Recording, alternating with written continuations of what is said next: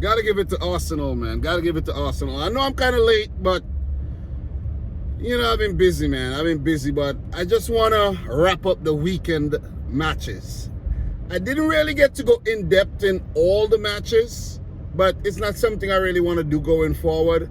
But I've talked about every single game except the United West Ham game and the Arsenal Nottingham Forest game. All the others I've spoken about before. Go check out the videos on the channel if you haven't yet done so. But the big talking point today is Arsenal. Man United to a lesser extent. Nottingham Forest to a lesser extent. West Ham, really, I don't worry too much about West Ham. They're going to be a mid-table type team this season, right? They could try their hand at the Conference League. But Arsenal 5, Nottingham Forest 0. I actually predicted a draw for this one. And that was on the strength of what Nottingham Forest did last week against Liverpool. But it just shows how Liverpool are playing right now. You see what I mean? And Arsenal, who did defeat Liverpool, are doing absolutely fabulous. You know what I'm saying? I hate to put those two words together, absolutely and fabulous, but that sums it up really, really nice, man. And I'm telling you, what is guaranteed for Arsenal, I think, is Champions League football next season. We have seen the progression under Mikel Arteta, and that's a positive sign. Progress, right? Some managers, you don't really see progress. The team peak, and then they start faltering. You see what I'm saying? But for Mikel Arteta, he's outlasted a lot of his counterparts like Solskjaer, Lampard at Chelsea, and Steven Gerrard at Aston Villa. And he's still standing. And he's outlasted many managers. So you got to give Arsenal and, most of all, Mikel Arteta and the players a lot of credit, man. 5-0, big win. That Martinelli goal was exquisite. It just shows how much he wanted that ball and everything. It was 1-0 at halftime. And I could see a bit of complacency kicking into the Arsenal game once again, like they did against Southampton when they drew, where they made a couple of mistakes but actually made amends. And then after being 1-0 at halftime, Arsenal came back in the second half and say, hey, man, you're not going to repeat the same thing like the Southampton game and drop points. And they just ran riot on Nottingham Forest. Bukayo Saka, who unfortunately had to go off injured, I think he picked up the assist for the Martinelli goal, if I'm not mistaken. He had to go off injured. He has been one of their best players this season, if not their best player. And they'll be hoping that he is, fit for the games coming up and fit for the World Cup. But it was meant to happen. Everything happens for a reason, because Reece Nelson, who has been in the wilderness, came on and scored a brace. I think he got an assist as well. And he basically just announced that he's part of the squad.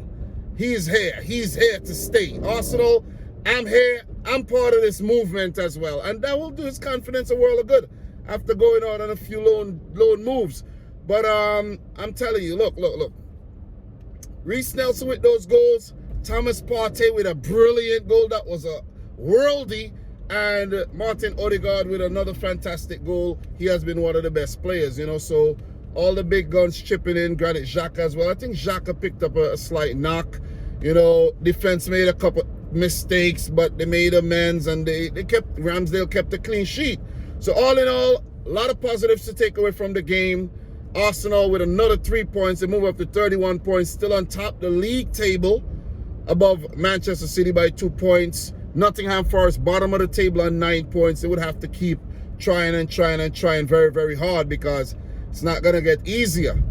Big setback for them there with the Arsenal loss. But for Arsenal, man, the key to them winning the title, I think they'll get Champions League. But winning the title, they have to beat Chelsea. They got to beat Chelsea, right? They got to beat Manchester City. And the other games against Spurs and Liverpool, second time around, they got to also pick up positive results in those games, or else they won't win the title. They won't. They'll falter. Last season, they came in 5th, I think, 69 points, 13 losses.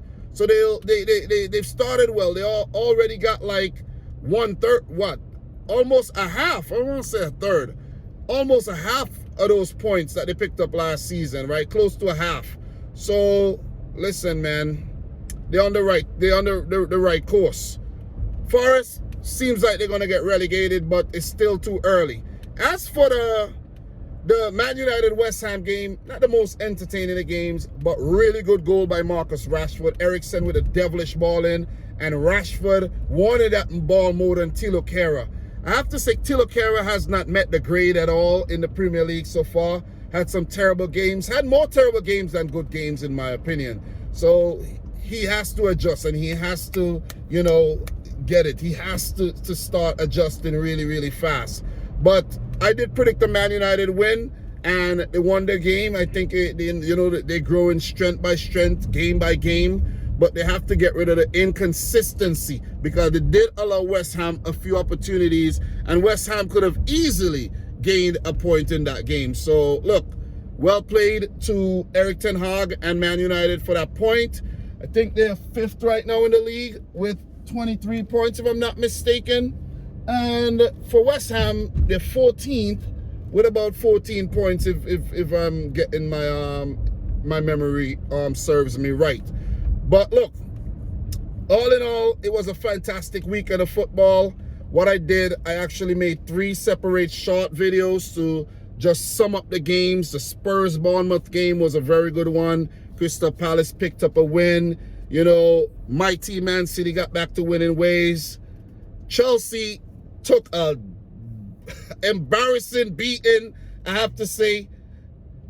Liverpool got another beating again, and it was just typical Premier League football where we don't know what to expect. We might try to predict, but you don't know what to expect, man. And that's why we love it. That's why we love it. But guys, I'm your boy Dominic Rich. Thanks for tuning in to yet another one. Just a quick summary, just giving my thoughts. You know, I'm not really trying to invest like super amount of time in the channel these days, because, you know, I'm just trying to find more effective ways to do things. You understand what I'm saying? Guys, times are hard out here, man. You know what I mean? You know, you got to use your time wisely. And I think the days of, you know, putting X amount of time into YouTube, you know, are behind me. Seriously. Not saying I won't have a few marathon streams for the World Cup and everything and for special occasions, but you're going to see me pop up like this and not like, you know what I mean, 2-hour live streams 2-3 times a week. You see what I mean? You're still gonna get the live streams, but not the constant 2 hours. I think that kind of stagnated the channel a bit, if you get what I'm saying. But thanks for you guys who just continue to support the thing.